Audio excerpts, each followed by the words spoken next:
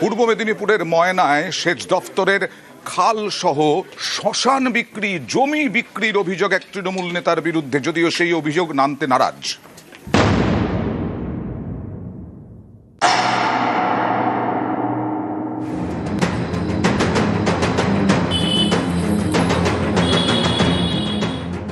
পূর্ব মেদিনীপুরের ময়না, এখানকার শ্রীরামপুর এক পঞ্চায়েতের তেলিপোতা বাজার এলাকায় সেচ দপ্তরের জায়গা দখল করে বিক্রির অভিযোগ।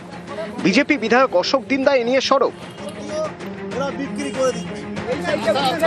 তার দাবি, তৃণমূলের অঞ্চল সভাপতি চিত্তরঞ্জন ভৌমিক হাসুয়াখালীর খালের বাঁধ সংলগ্ন রাস্তার পাশে সরকারি জায়গা বেড়া দিয়ে ঘিরে দিয়েছেন।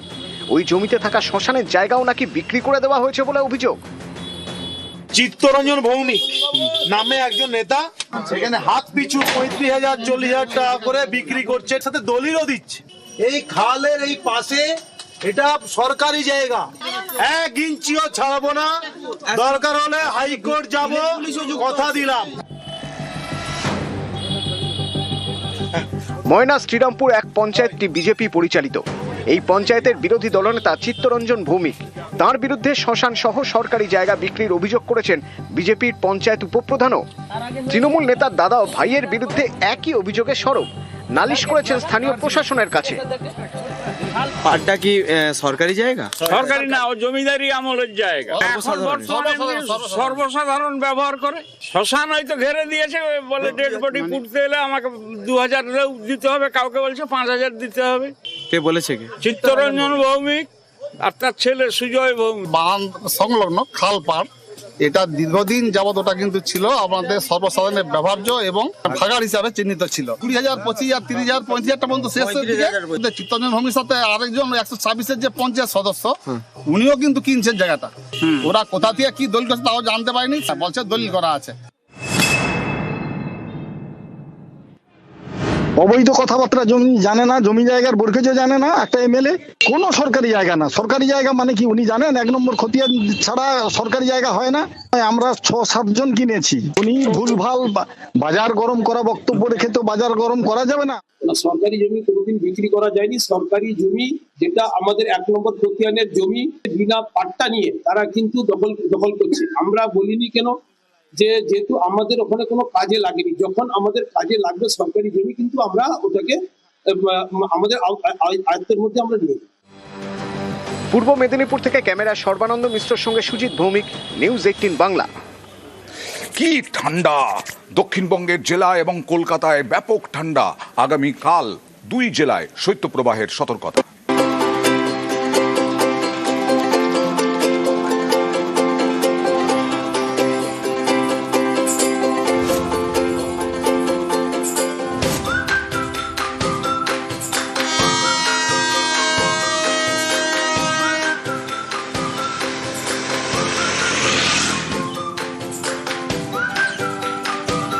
সারাদিন কুয়াশা, শীতের ভালোবাসা,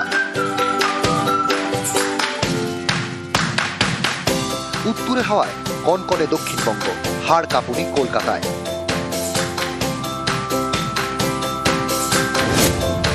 মঙ্গলবার কলকাতায় 10.2 ডিগ্রি, মরশুমের শীতলতম দিন। এর আগে কলকাতায় এরকম ঠান্ডা পড়েছিল 13 বছর আগে, 2013 সালের 13 জানুয়ারি। কলকাতায় সেদিন ছিল 9 ডিগ্রি, আর কলকাতার সবচেয়ে কম 6.7 ডিগ্রি, সেটা 124 বছর আগে, 1899 সালে। পশ্চিমবঙ্গের উপরে উত্তর পশ্চিম দিক থেকে যে হাওয়াটা আসছে তার গতিবেগ কিছুটা হলেও বেড়েছে, যার জন্য এই তাপমাত্রাটা আর একটু কমেছে। সর্বনিম্ন তাপমাত্রা আজ আমাদের কলকাতাতে 10.2 ডিগ্রি সেলসিয়াস রেকর্ড করা গেছে। 2013 সালে 9 জানুয়ারি 9.0 হয়েছিল।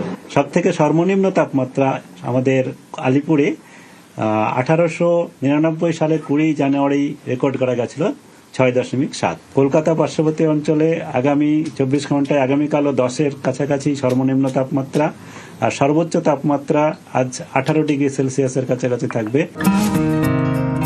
দক্ষিণবঙ্গের 2 জেলা বীরভূম এবং পূর্ব বর্ধমান, এই 2 জেলায় বুধবার শৈত্যপ্রবাহের সতর্কতা। নদিয়া, মুর্শিদাবাদ, উত্তর চব্বিশ পরগনা, দক্ষিণ চব্বিশ পরগনার কিছু অংশ এবং হুগলির কিছু অংশ, এসব জায়গাতে শীতল দিন এবং বীরভূম এবং পূর্ব বর্ধমানের জেলাতে শৈত্যপ্রবাহের সম্ভাবনা রয়েছে আগামী 3 দিন পর্যন্ত।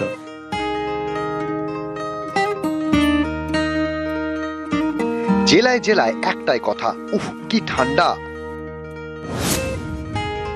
দার্জিলিং এ 1.5,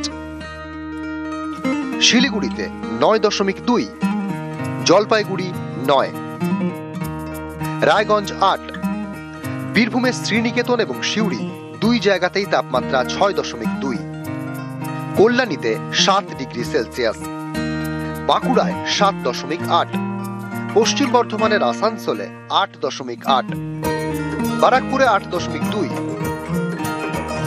দমদমে 9.5। নিউজ 18 বাংলা।